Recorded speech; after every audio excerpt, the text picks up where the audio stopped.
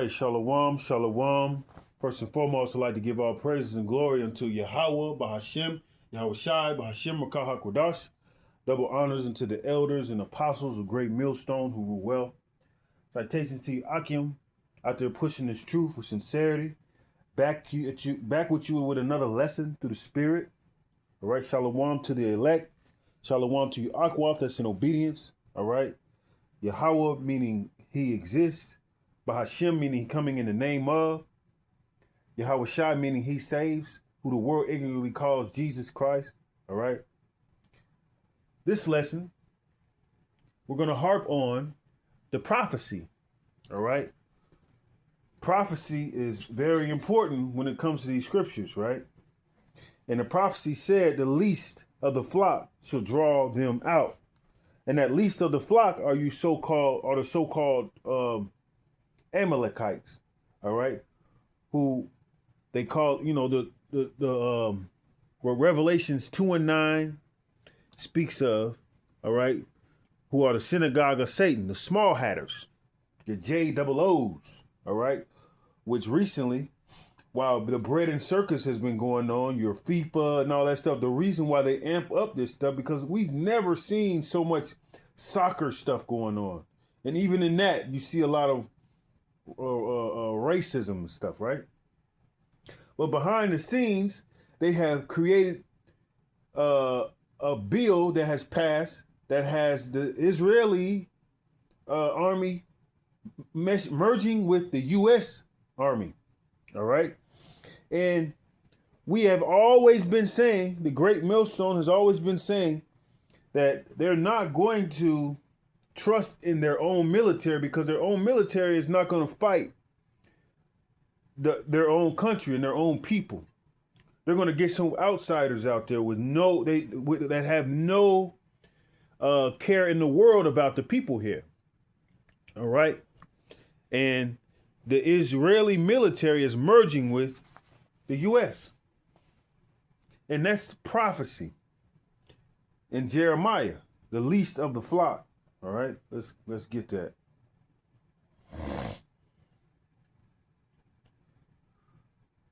The least. Because when it comes to Esau, the Amalekites are pretty much the head of them. Like Judah is the head of the 12 tribes. All right.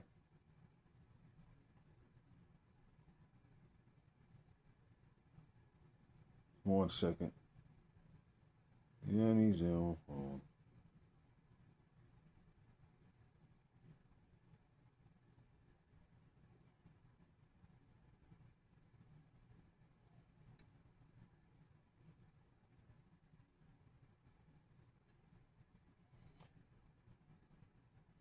But it's all prophecy what's happening. And they doing it right behind our backs. And we understand that our presidents are selected. They're never chosen or voted in. So this president, which is Nero, Donald Trump, has let his people down. And they don't really, the majority of them don't even fucking know it. Because I went to work and told one of my Edomite co-workers, and he didn't know shit. He don't have a fucking clue. And he walks around like he knows shit. But he don't know. You know? Hey, but he don't know. So we're in a time where they're distracting the people just like Rome did, because this is nothing but modern day Rome. But America's sovereignty is gone because those small hatters are, what they've done is be part of prophecy, and they blackmail these politicians. We all know that the Epstein files have been a threat to these politicians. All right. Iran has spoke about it or did things that are about it, and they can't defeat Iran. And what I kind of think is they have been blackmailing this Donald Trump guy, you know? And of course he's a fucking idiot, you know. But we gotta understand that the small hatters are the ones that are running things, and they are creeping in to create havoc like they usually do. Jeremiah chapter 50, verse 45. Therefore hear ye the counsel of the Lord, that he have taken against Babylon, and his purposes, that he have purposed against the land of the Chaldeans.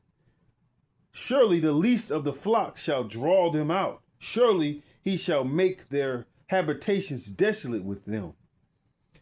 At the noise of the taking of Babylon, the earth is moved, and the cry is heard among the nations. And with that move, all these other nations beating their plowshares, all right, let the weak say I'm strong, are preparing themselves strategically against these people, against Esau, Edom, all right? Esau, Edom is dwindling, according to prophecy. And we can see it, all right? There's no more wisdom in Edom. No more wisdom with Esau, Edom. All right? No more wisdom. Because look, how do you give your country up to these small headers? People don't even fucking know, man.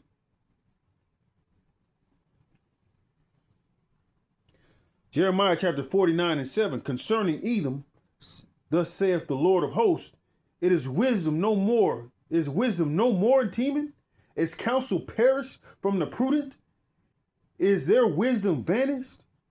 And the moves they are doing and taking and doing shows that they have no more wisdom. They have no more, they're panicking, man. And these small hatters have them by the balls, but has Babylon by the balls. All right. And the world does not know it. All right. Bread and circus.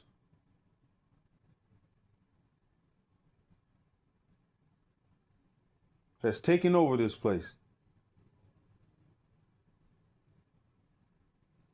Just like in Rome. All right.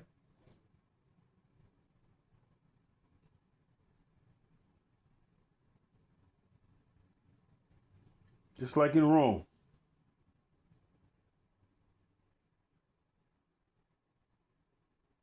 They made the king glad with their wickedness and the princes with their lies. All right. Hold on.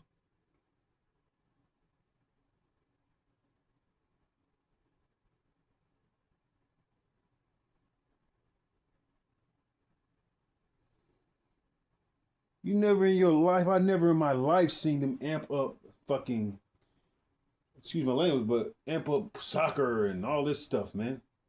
It's a reason for that. They have given this, they have sold America out to these demons. And if you ever do any inkling on the Israeli army, they are brutal. They have no cares in the world. They feel like we should die for their wars. That's the mindset of Esau, Edom, especially those devils over there in the Middle East right now, occupying our land. They feel like, you know, and Esau, Edom is panicking. They have no fucking clue. They don't, you know, they're panicking. All right? It's over with for majority of them. Let me see.